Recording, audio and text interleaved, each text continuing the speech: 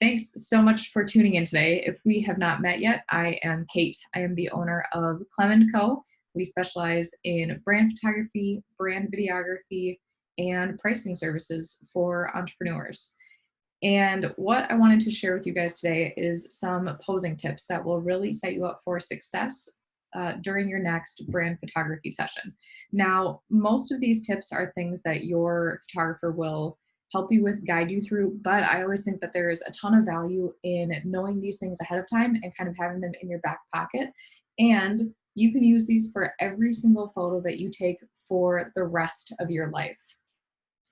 When we are thinking about brand photography, as a photographer, I am very conscious of the emotion that you, as the client, are looking to evoke or convey in the photos that we're taking. So, we do a lot of work ahead of time on what do we want captured during this session? What is the intention of these images? And what do we want the viewer and your ideal client to feel? So sometimes that could be we want them to feel celebration, or we want them to see what's possible after working with us. We want to be perceived as fun and playful and successful and powerful and confident, all those sorts of adjectives that often come up when we are working with really cool boss women. So in order for us to capture all of these emotions, that sort of thing, there are a lot of different poses and prompts that can be done or executed in order to make this happen. So one of my favorite ways to start is just having our shoulders back. So instead of just standing here with our shoulders forward, a little bit rounded, we're gonna bring them up, around, and back. And then we're gonna bring the chin straight forward, kind of like we're a turtle or a duck. So then from the front, this is just normal, kind of rounded shoulders. When we bring them up and around, we're already getting a little bit more elongation in the neck. And then we bring the chin just slightly forward. This gives a nice definition in our chin here. We can see a defined shadow that is separating my chin from my neck, which is, of course, what everyone is looking for. We want to have our face and our emotions here prominent. So we bring our shoulders back and down and our chin slightly forward. That's just a really big fuzzy that fell from my ceiling. That is going to give us really confident, comfortable shoulders and that definition that brings our face to the forefront. So again, this is something that I would recommend for every photo that you take. I do this for all of my passport photos, oftentimes my own brand photos. Bring that chin forward and then even just slightly down. And then we can bring that over to the side, but we're still gonna have that nice elongation there. So shoulders back, chin forward. Next, I would say for any close-up shots, head shots that are gonna be waist up or even shoulders up, if you're able to bring in your hands into the image. So one of my favorite is the friendly arm cross. So we're gonna bring our arms across like this, but we're gonna make sure that our fingers are visible.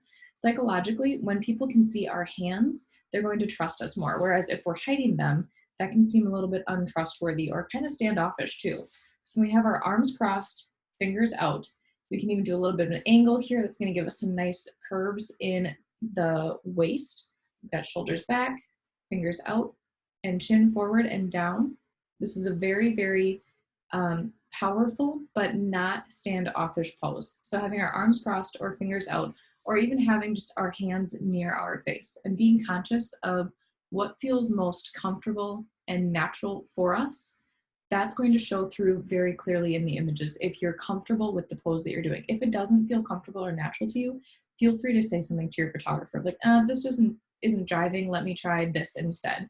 But bring your hands in near your face. That can be a leading line. That's kind of a photography term that then draws the attention to your face and the emotion that you are looking to convey to the viewer. Another tip, I'm going to see if I can fit into a frame here. When you are facing the camera, we often don't recommend that we face straight on unless we're doing a little bit more of a power pose here. Oftentimes, I'm going to recommend that we tic-tac the legs towards the camera. So I have my back foot at about a 45-degree angle, and then I have my front foot completely pointed towards the camera. So this is giving a triangular effect here in my knees where it looks like my one knee is overlapping the other one. And I'm shifting my weight onto my back hip. We don't want to have our hip towards the camera. That's just not natural, and that often makes this area look larger than it actually is. So we're going to shift that weight into the back hip there, and having one foot closer to the camera is a nice elongating trick here. And then when we bring our hands up, oftentimes for women, this is kind of a safe space for us. We want to be putting the hands on the waistline rather than on our hips here. So when we bring our hands to the waist, this is our natural curvature point where it comes in and then out again. So resting comfortably there and then bringing the fingertips in. This is a really, really great slimming technique. So this was before, staring straight at the camera. And then we're going to tick-tock those hips back. We're slimming in the knees. We're going to bring our hands up. We're slimming in the waist here. Shoulders back. And another great thing about this pose, kind of a pageanty pose, I don't often do this with clients, but this is just demonstrating how having our hands on our waistline is really, really accentuating. This is a great opportunity to talk about space. So when we create space between our body and our arms, that is also very flattering. So even if we have hands down, if we link fingers, something like that, we've still got space in here. One thing that I'll have clients do too is glue a hand to their thigh. And if I'm not seeing any space here, just slide up that hand a couple inches and then just wiggle the fingers and let it relax and sit there. When we have that space here, and especially since I'm wearing black, that also isn't something that I necessarily recommend unless it's form-fitting. In person, black is very, very flattering. But on the camera doesn't always pick up those depths of the shadows. So sometimes we look more like a very black blob rather than actually showing off our wonderful figures. So creating that space in there allows us to show off our waists and slim down any areas that might otherwise be hugged in close to our body. So first, shoulders back, chin out. Next, hands near your face or in the frame like this. Very trustworthy while still creating interest in the image. Then having your weight on your back leg and hands on your waist curve rather than on your hips. And then again, just creating that space between your body and creating some angles. Again, these are all things that your photographer will be watching for as you're working with them and cueing you into, but these are tips that you can take with you for every single photo. So just one more time, shoulders back, chin out, either hands in the frame, possibly near your face. You're going to, if you're standing, shift your weight onto your back leg, maybe bring one foot a little bit closer to the camera. Hands on your waistline rather than on your hips, creating space in there. And angles with your knees, your hips, your elbows, anything that will keep us from just being straight on the camera, like just a tall string bean. All right. Super fast and easy, some posing tips for you guys to take with you.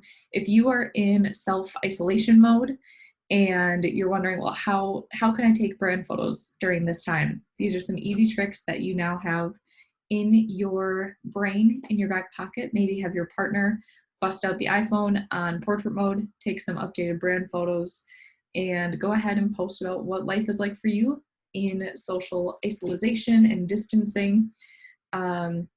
And just share those behind the scenes because people really love to know what's going on in the business owner's mind, even in times like these. All right, if there's anything else that I can serve you with, please feel free to comment below. If you have questions, let me know.